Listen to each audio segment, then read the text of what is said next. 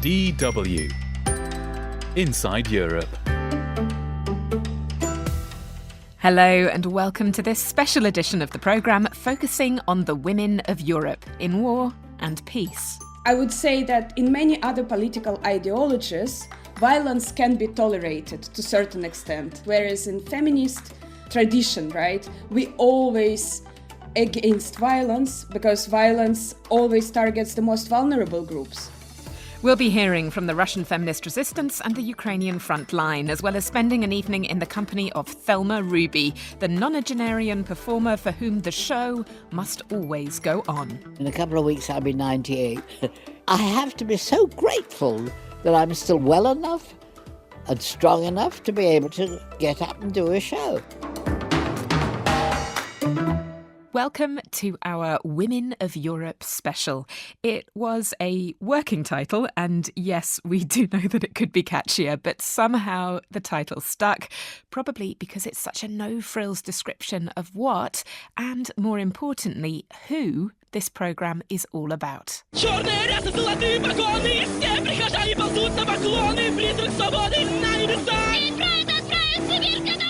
That's the sound of the original Pussy Riot punk prayer, the anti-Putin protest song which shot the balaclavaed Russian Feminist Collective to instant fame when they were arrested for performing it in Moscow's Cathedral of Christ the Saviour back in 2012.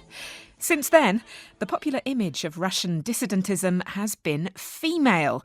But what is the reality of feminist organising now that Russia is at war? To find out, I spoke to Alexandra Sasha Talaver. Sasha's a PhD student in gender studies at the Central European University, where her focus is on Soviet-era feminism and struggles for reproductive justice. She's also an organiser with the Russian Feminist Anti-War Resistance. More on that in a moment. To be honest, the first days I was pretty much paralyzed with any type of political action or anything because, as you know, I'm from Zhytomyr, Ukraine, and that's where my family lives. My grandma, my aunt, my uncle, my cousins, and lots of friends as well. And that's the city that was bombed on the very first day of invasion. So, of course, it felt differently, right? During these first days, we were mostly thinking about what our family should do, whether they move somewhere or not, and just trying to digest what's actually happening to be able to act upon it. But at the same time, yes, because I'm a feminist activist and I used to be involved in feminist organizing in Russia, I am in all these chat groups and I know lots of feminists consequently. And on, I think it was 25th, Ella Osman, one of the co-founders of the Feminist Anti-War Resistance, asked me to help to circulate English language translation of the Feminist Anti-War Resistance Manifesto. So I got involved through that. And then, I don't know, 2 weeks later, she also suggested me to join in administrating Telegram channel of the Feminist Anti-War Resistance. So basically, what was that, right? The Feminist Anti-War Resistance started with this manifesto that was drafted by a number of feminist activists and then translated into many languages. And it invited everyone who shares our values to join us via social media platforms. And mostly these platforms are Telegram channel, Instagram, and Twitter. And in the very beginning of the invasion, when we still had lots of people in Russia and very few abroad, the division of labor was that people who were abroad, including me, were responsible for administration of these social media channels, because if Telegram, let's say, gives away our data to Russian security service, we are more or less safe, right? We are still Russian citizens, which doesn't make us safe ever, but at least we would not go to prison immediately. So initially, that's how I joined. And the idea of Telegram channel of the Feminist Anti-War Resistance was that activists throughout the country were able to send us their suggestions, ideas, or reports about their actions via Telegram bot. And then we would publish it anonymously so that they would be safe and at the same time being able to convey their messages to the broader audience.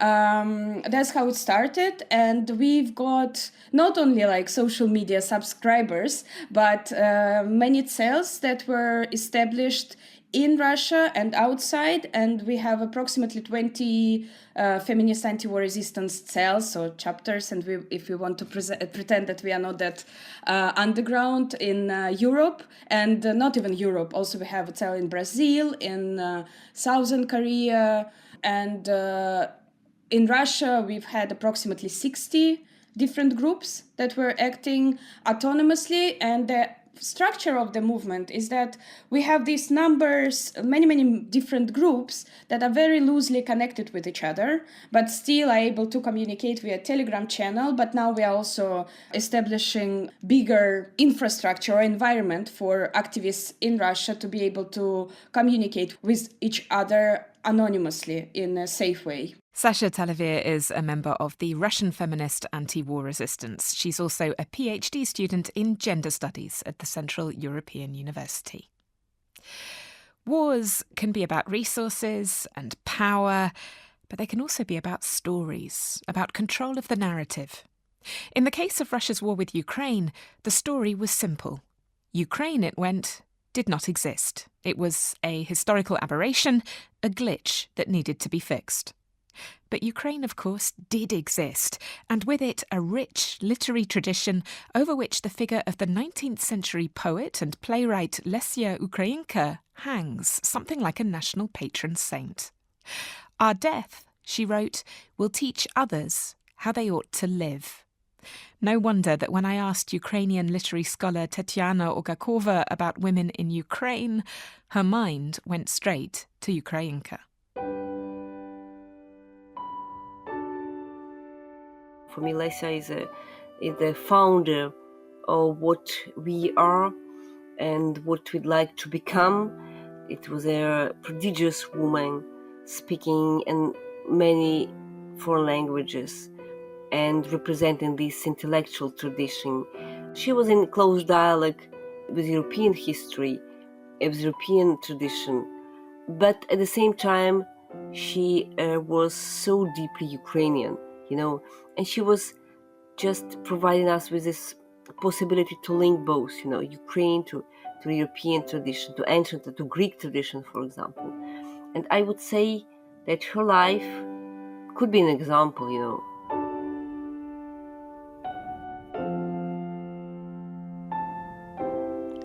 Геть ти думи, ви хмари осінні, тож тепер весна золота.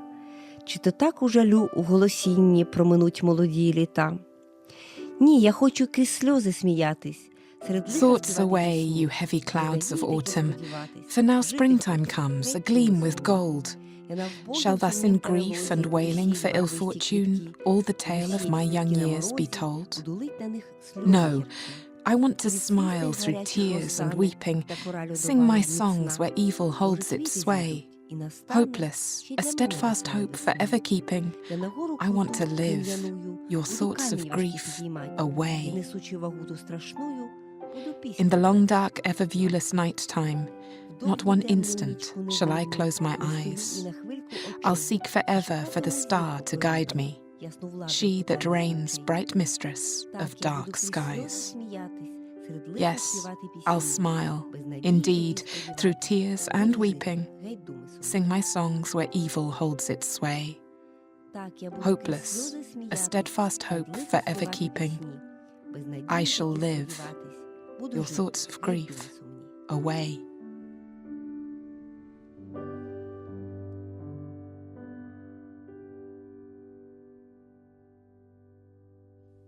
That tribute to the seminal Ukrainian poet and playwright Lesya Ukrainka was from Ukrainian literary scholar and journalist Tetiana Ogakova. Ukraine's resistance to Russia's war of aggression has, in the words of First Lady Olena Zelenska, taken on a particularly feminine face.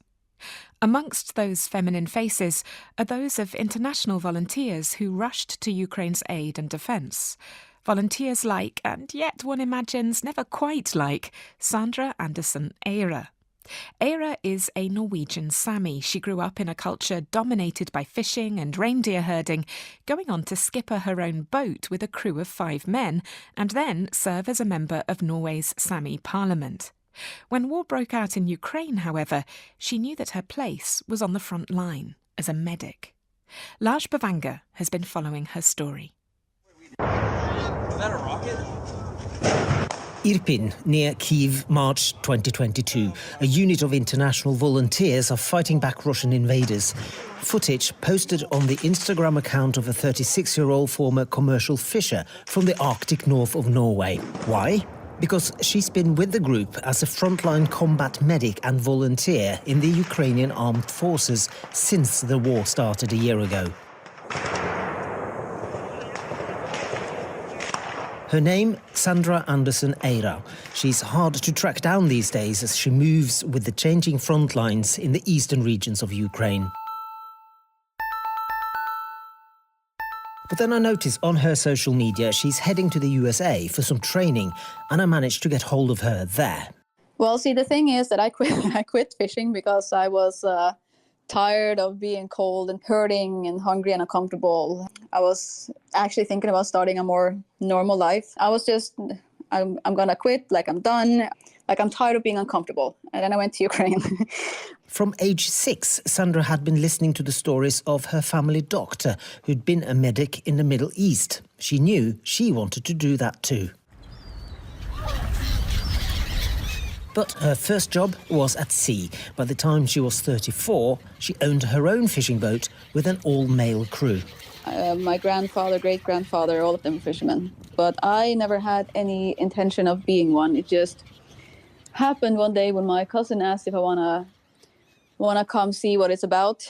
And I just happened to love it. Now, the fisheries industry and war are both overwhelmingly male environments. Has that ever been an issue for you? I understand that there are some hesitations and doubts about having females along because it is male-dominated. War is war.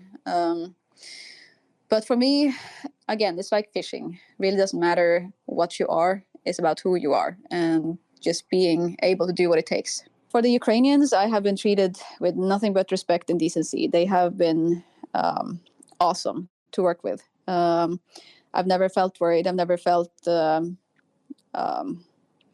like it was a challenge for me as a girl to be amongst them. They have been very, very respectful as me as a female working with them at war. Where are you from? Norvegia. Oh, Norvegia. Du snackar norsk? Du snackar norsk? In Ukraine, no day is the same for Sandra. Often, she evacuates injured soldiers from the front line, like in this clip from her Instagram, where she helps a Ukrainian soldier who happens to know a little Norwegian. Other times, she transports soldiers killed in action.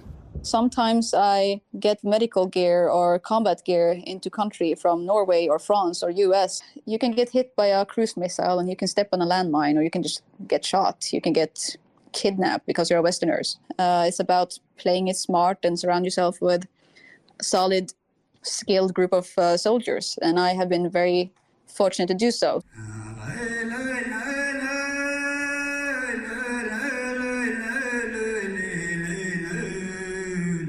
Sandra Andersson Eira is indigenous Sami, and her family are both fishermen and reindeer herders. This yoik, a traditional Sami singing style, was written and performed for her by Hans Ole Eira, a distant relative and a fellow parliamentarian from the Sami parliament. Sandra served as an MP there between 2017 and 2021. The Sami indigenous group spans Norway, Sweden, Finland and Russia. There is a clear Russian influence in the part of Norway where Sandra's from. So I'm used to growing up with them as neighbors and friends and classmates and colleagues, especially in the fishing industry, and also in my family.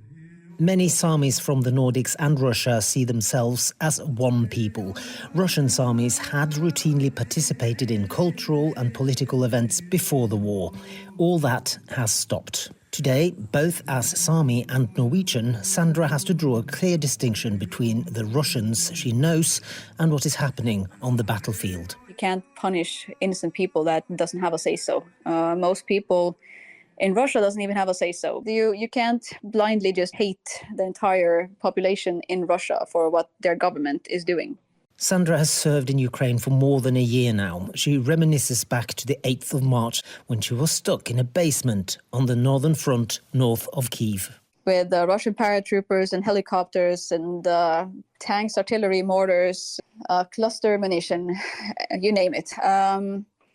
And then all of a sudden, the Ukrainians I was with came and gave me some candy and a pair of Ukrainian socks and said, Happy Women's Day.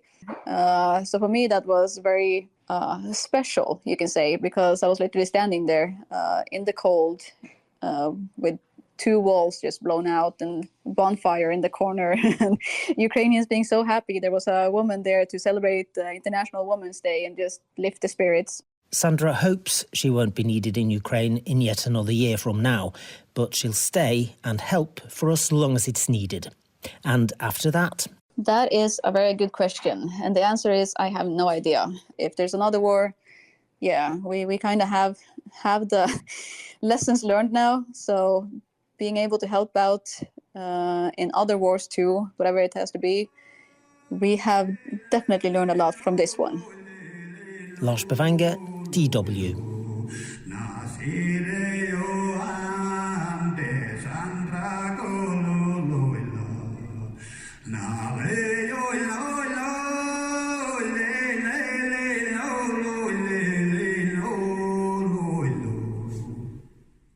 Do you have questions or feedback about that or any of the other items in the programme? Or maybe you have a suggestion for someone else whose story you think we might like to feature on the show. You can reach us at insideeurope@dw.com. This is Inside Europe. I'm Kate Laycock in Germany.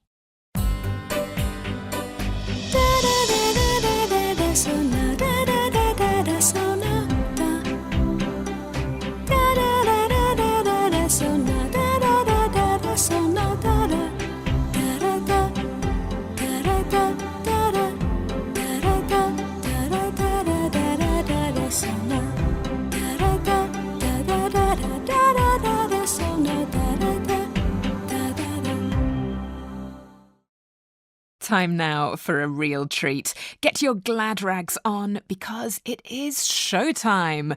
A show that started almost a full century ago in the form of the phenomenon that is the actor Thelma Ruby.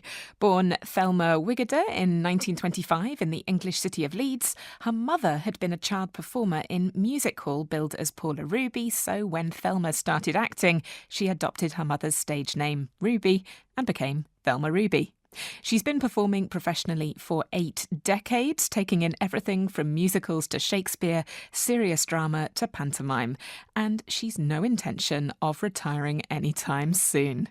Danny Mitzman went to visit her at her home in Wimbledon, London, and came back with a portrait which is almost as colourful as the woman herself.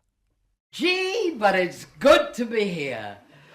Frankly, I feel right at home. There's nothing like this, not anywhere. There's a magic that's in the air. Gee, but it's good to be here. My first professional performance, I was 19. And in a couple of weeks, I'll be 98. I have to be so grateful that I'm still well enough and strong enough to be able to get up and do a show. Gee, but it's good to be here.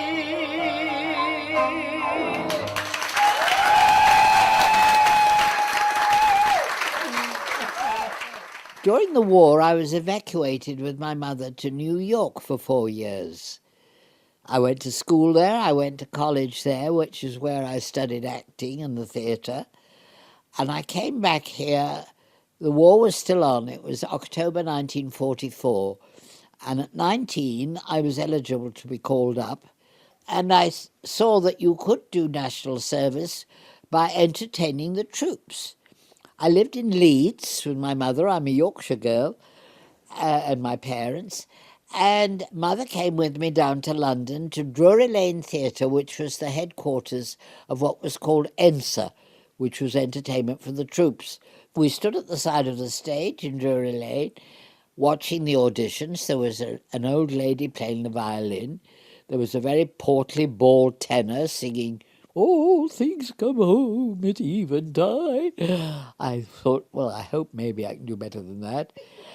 And the show Oklahoma had opened in New York, but it hadn't come to England yet. So I marched on and sang a song from that show, "I Can't Say No." And I saw them in the audience waking up and taking their feet off the seats in front of them. And when I finished, a man came running on the stage. I hadn't done any professional work before that. He said, "Oh, you're just what I'm looking for a show that starts rehearsing next week." And that was my first performance. And it was in hospitals all over the country, sometimes on airfields or army camps, often in stately homes, which had been turned into convalescent homes. And I grew up very quickly. There was a whole audience of boys who had been blinded. There was a whole audience of boys who'd lost limbs.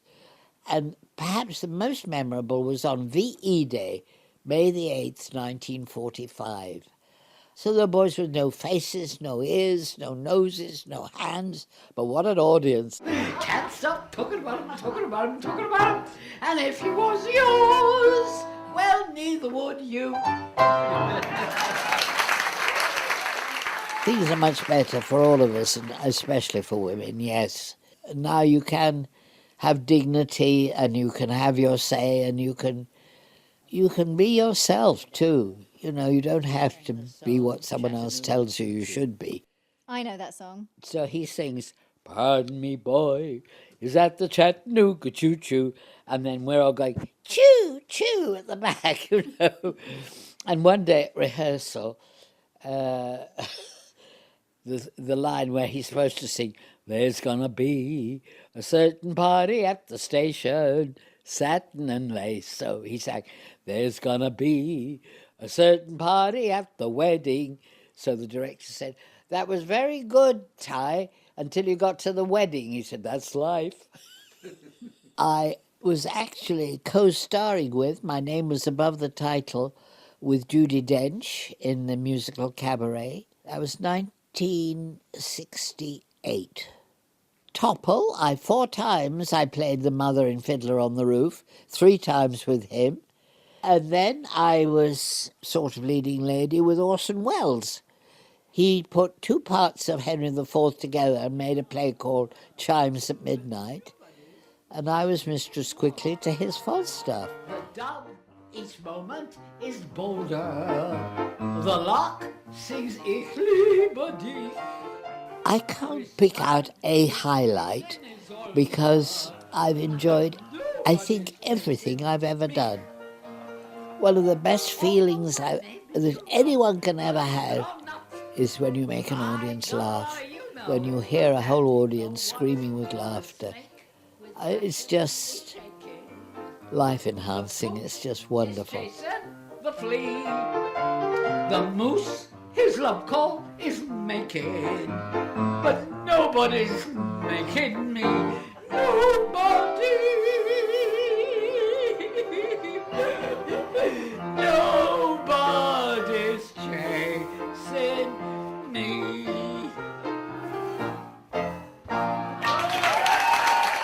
The phenomenal Thelma Ruby there in that portrait by Danny Mitzman. Thelma's one-woman show will be back in the summer, so keep an eye out, particularly if you're going to be in London. I'm Kate Laycock in Germany. You're listening to Inside Europe.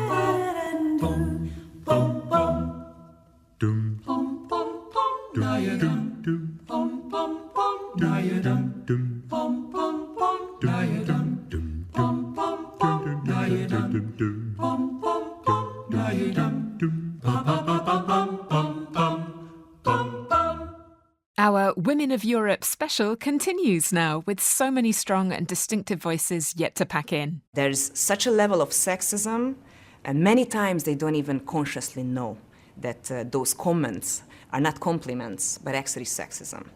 I faced many times that I arrived and they commenting how nicely I look like, and finally somebody with a nice smile, you made my day. I was the only woman in the room. More from that Hungarian politician very shortly, along with gender studies academic Sasha Talaver, a selection of Albanian businesswomen, UK campaigners against police misogyny, and a dead French woman still saving lives from beyond the grave. Stay tuned.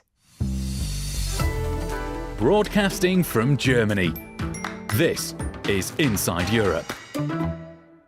When I was preparing for this programme, I spoke to a lot of different people, journalists, academics, and also my elderly East German neighbour, about the role of women in the Soviet Union.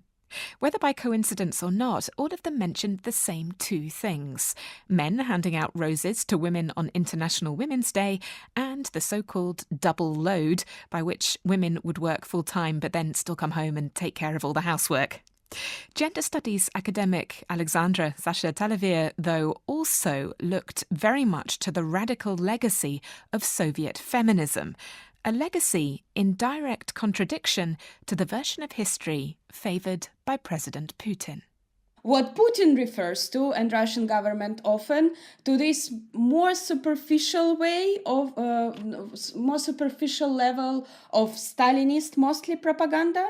There's an order of motherhood that he's brought back, isn't there, or something like that? Yeah. So there was this always attempt, right, to put this wild emancipatory energy that came with the socialist women's emancipation back into family, back into something more convenient for reproduction of autocratic society. And that's what Putin does, right? She restored this order of mother heroine that was initially introduced in the Soviet Union in 1944.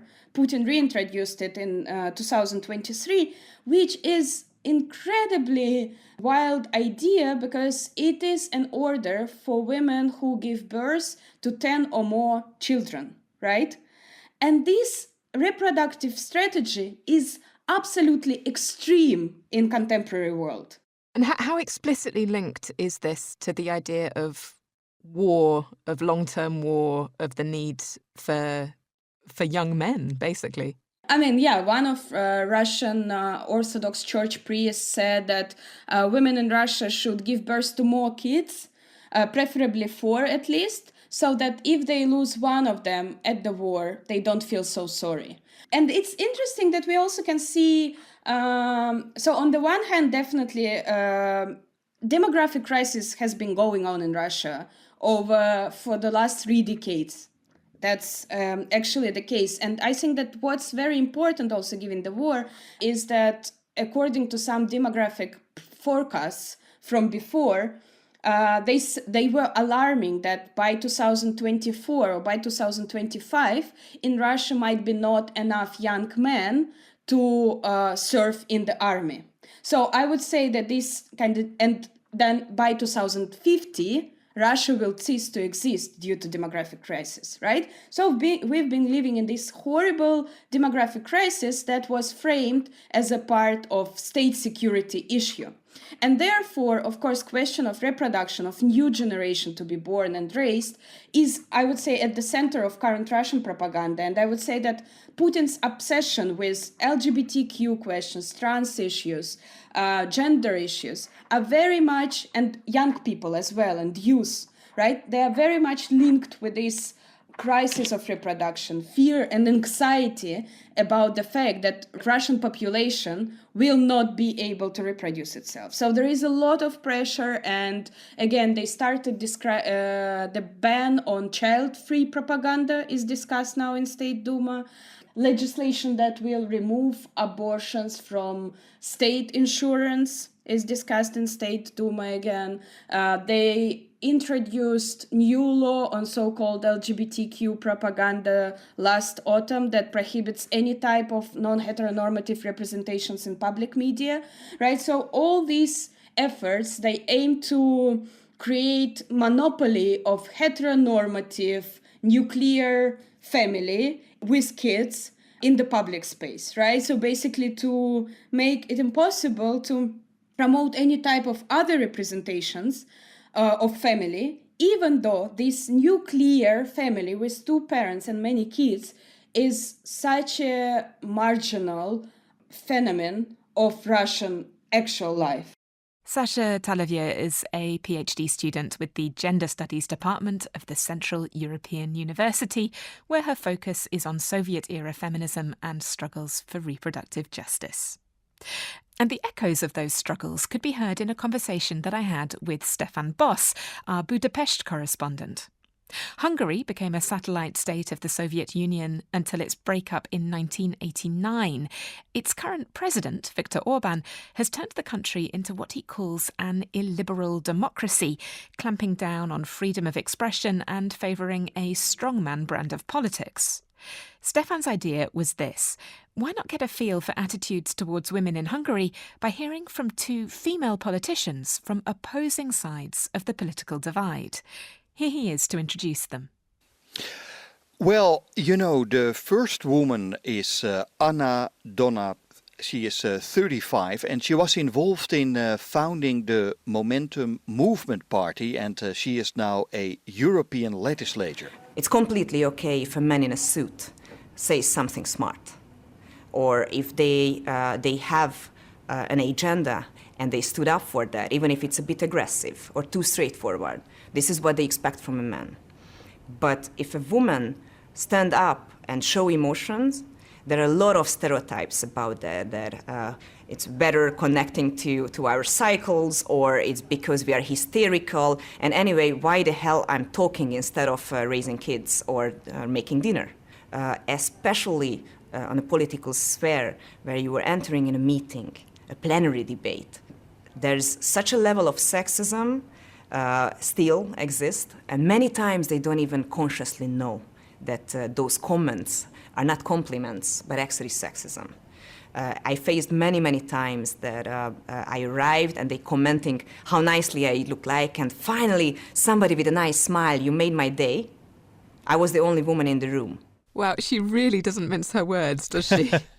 No, indeed. And I think it really defines her in a way, but it's very interesting how she views the politics in Hungary.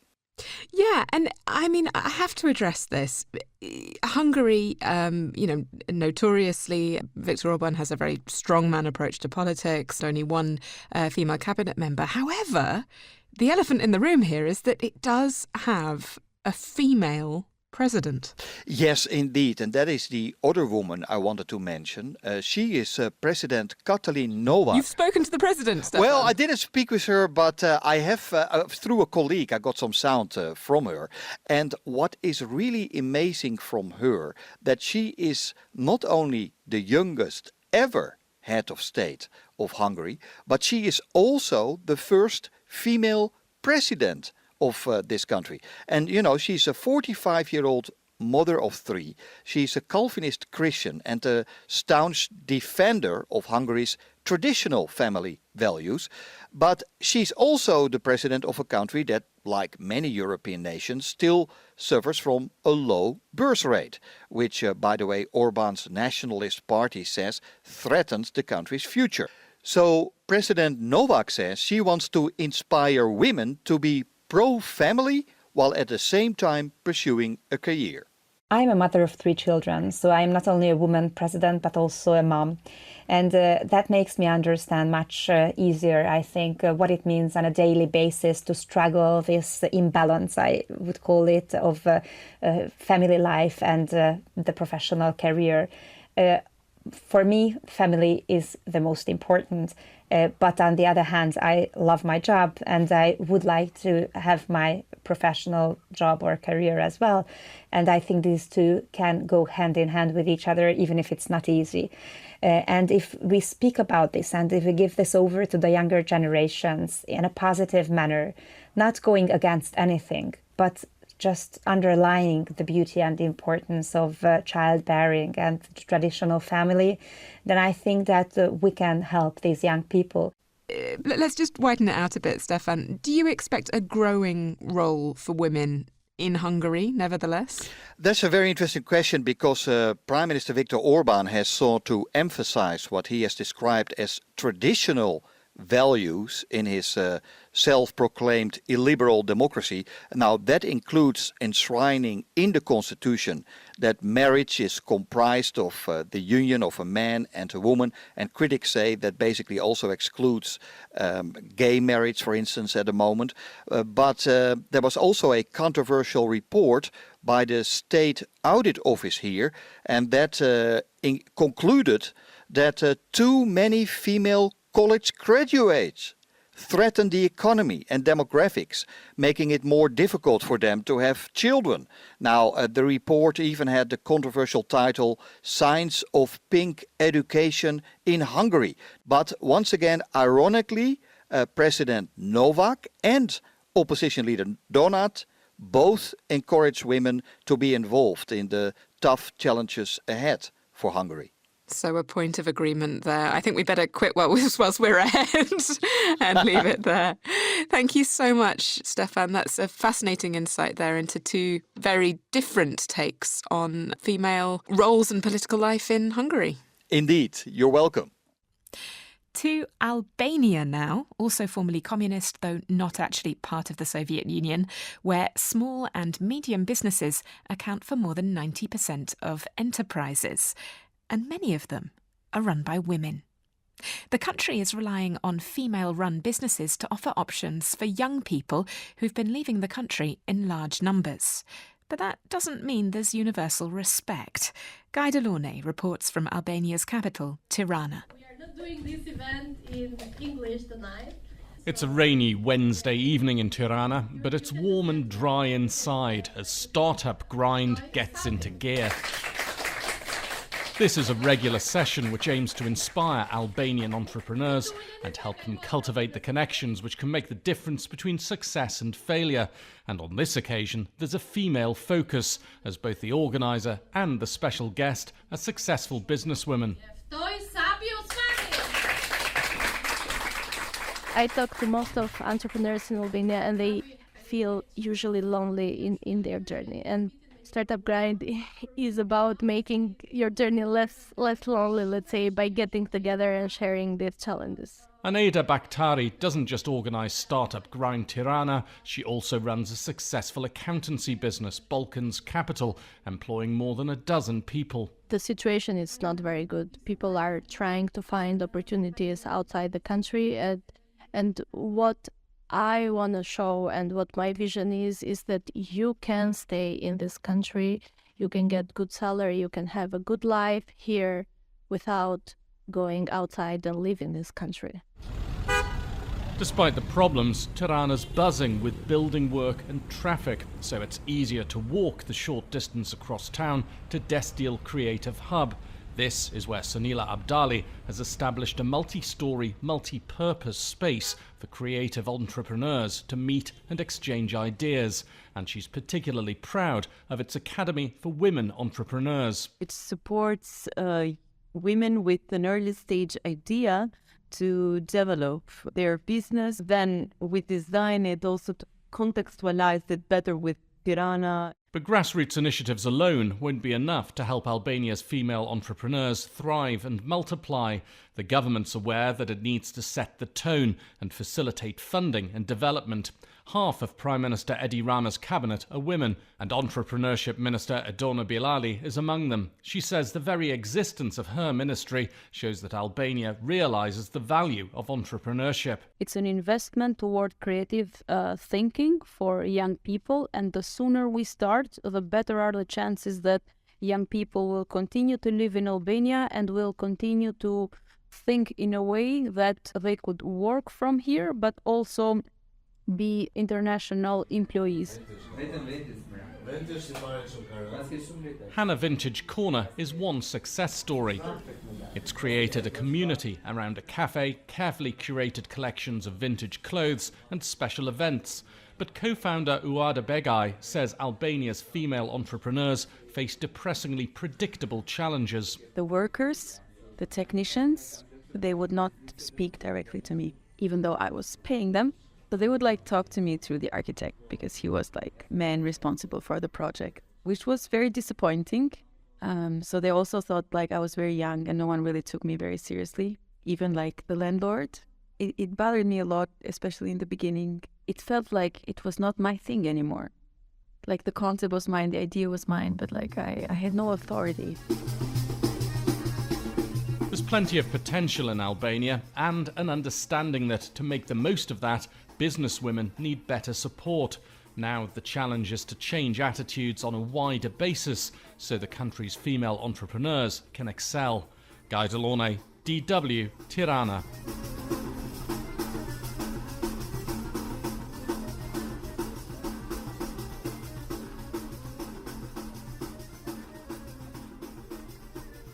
European democracies are based on an unwritten social contract whereby laws are there to protect citizens from harm and the police are there to enforce those laws.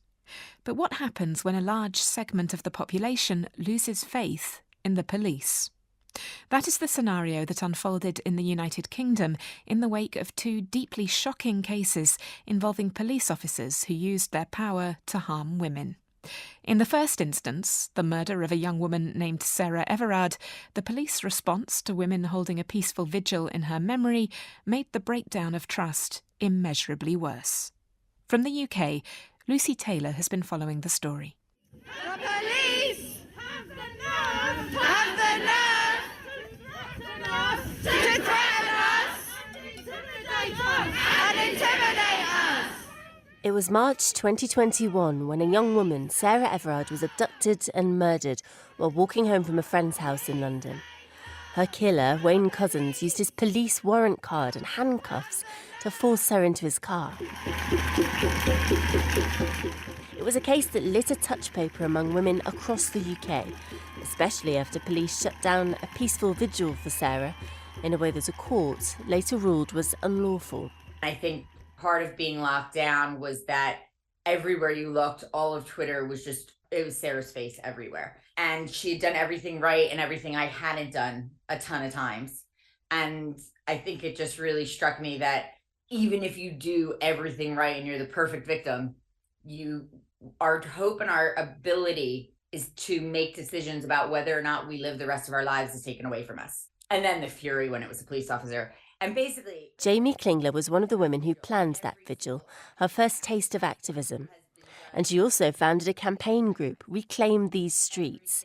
Her life since then has turned 180 degrees, campaigning for women's safety and police reform. other than me tweeting about a vigil, every single action after that has been done because the police antagonized us.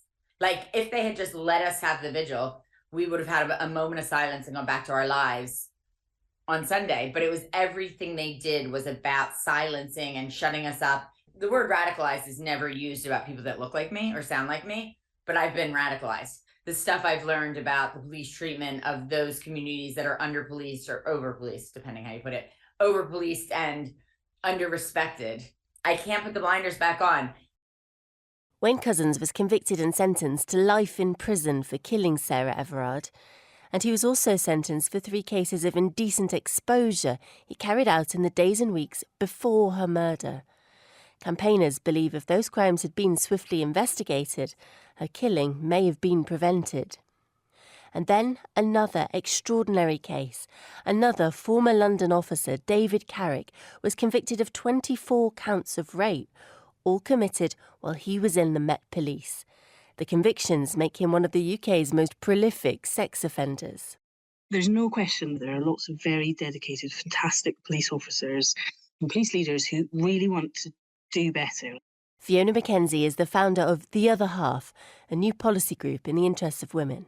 But there is also a core of policing which has been extremely malevolent. I think there has been development of a really toxic culture in policing, and something that we've seen is this kind of almost pornographically grim communication between police officers where they're using social media like WhatsApp to discuss victims and pornographic content around victims, and it's so extreme that it feels like that's a major cultural issue for the police. The Met Police has said it's truly sorry for failing to act sooner against Carrick and said its work to root out corrupt or criminal officers is determined and focused.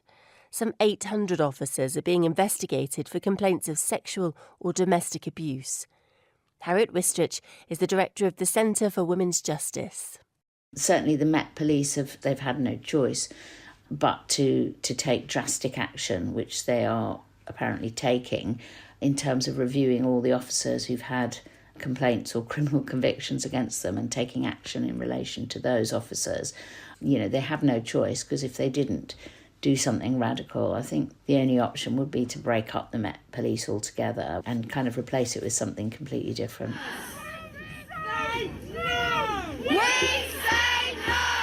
Everyone agrees changes won't happen overnight.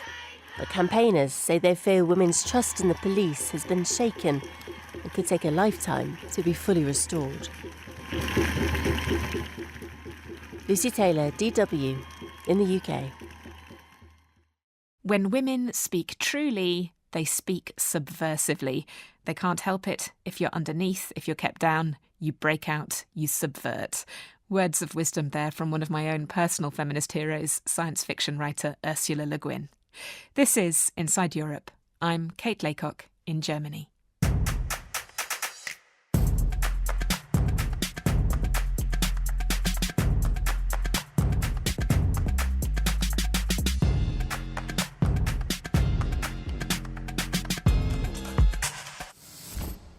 Now for something truly different. The story of a dead woman who is still saving lives from beyond the grave. You probably already know her face, and you may even have kissed it. Kiss of Life kissed it, that is. More than 200 million people worldwide have been trained in CPR, but very few have ever given a thought to the disembodied head and torso that they were given to practice on. Since the 1960s, Resusci Annie has been instrumental in improving the survival rate of those who suffer from cardiac arrests outside of hospital. In fact, it's estimated that 2.5 million people have been saved as a result of CPR. So who is Annie, and how was she invented? Bella Jewell has been finding out. It is really quite incredible to think about how this death mask went from a death mask to a kiss of life. She's certainly the most kissed woman in the world. From a death mask to a kiss of life. This is the story of how a drowned woman found in the River Seine almost 150 years ago became the face of one of the most important inventions of the 20th century.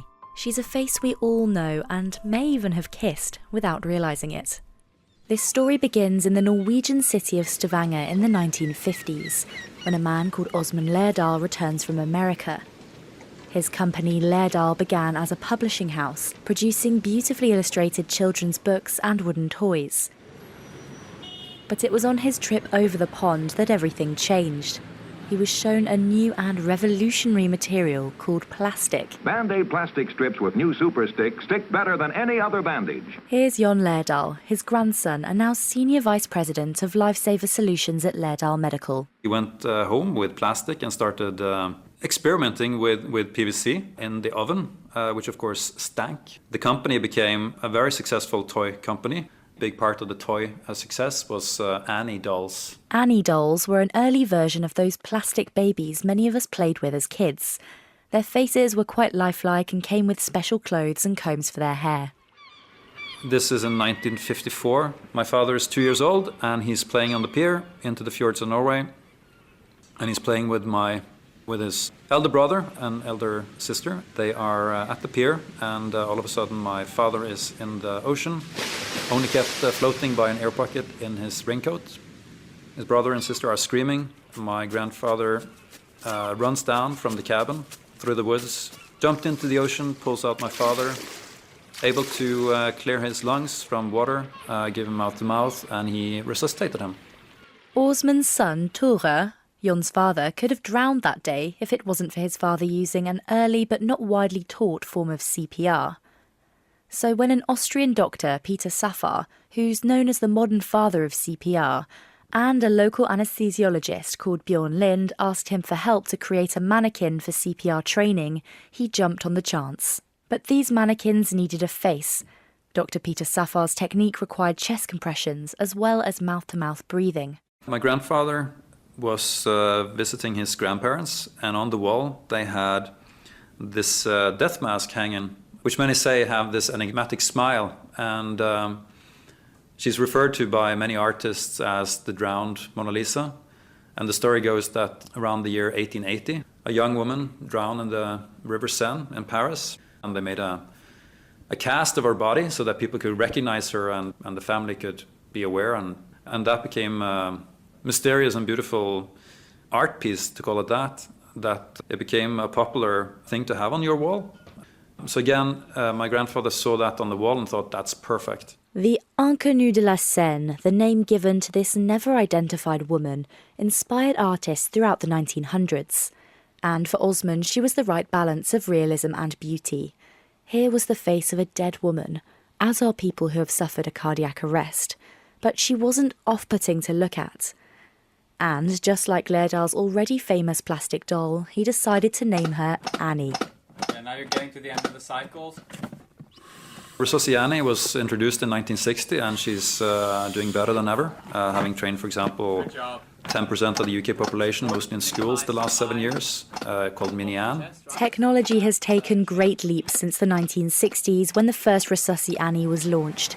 And looking around the factory in Stavanger, you can see high-tech dolls of all forms, different body types, skin colours and ages, even mannequins of newborn babies. This is what I read for our raw materials. It's because Lærdal Medical wants to make training products as realistic as possible, to achieve their goal to help save 1 million more lives every year by 2030. One of those lives was that of Lara Badger. I went to my dad's house and spent the evening with my dad and my sister. And then I went, oh, Dad, I don't feel very well. I feel a bit dizzy, and started shaking. And then I just sort of collapsed. And he had, about 2 weeks before, just done a CPR course through work. Lara had had a cardiac arrest, and it was her father's knowledge of CPR, having trained on a dummy, that meant he could restart her heart while waiting for the ambulance to arrive. You see, the first 10 minutes after a cardiac arrest are crucial. Yeah, I've had an amazing life just because my dad did a CPR course through work. I was 24, so super young. I went travelling, I travelled the world, just went to America and South America and Australia. And then after I got back from travelling, I moved to London, worked in some amazing places, like I've worked in Parliament and I've worked for government. I met my husband in London, started the adoption process, and then I found out I was pregnant. So. And Lara isn't the only one who's lived a full life after being resuscitated. That young boy who was saved from the fjords by Osman in the 50s, well, he's now the executive chairman of Lærdal Medical. Here's his son, Jon. I would strongly urge people to spend a couple of minutes to take some CPR learning, because typically that happens to a loved one. It is, as I mentioned with my grandfather, a traumatic experience. Of course it is. Most people have not seen a dead person. It's a dead person you're helping save. You cannot do no harm. They're dead, but you can save them. The Unknown Woman and the development of the CPR mannequin are stories rooted in tragedy. But for over 80 years now, they've been helping avert just that, giving the young, the old, family members and strangers the best chance at life. Bella Jewell there. Did you know that medics recommend that you perform CPR to the tune of the Bee Gees' Stayin' Alive in order to get the rhythm right? That kind of feels appropriate for this programme. Reluctantly, we have reached the end of the show. The programme was produced by me, Kate Laycock, with help from Nick Martin and sound engineers Wissam Daman and Gerd Georgi. Inside Europe comes to you from DW in Bonn.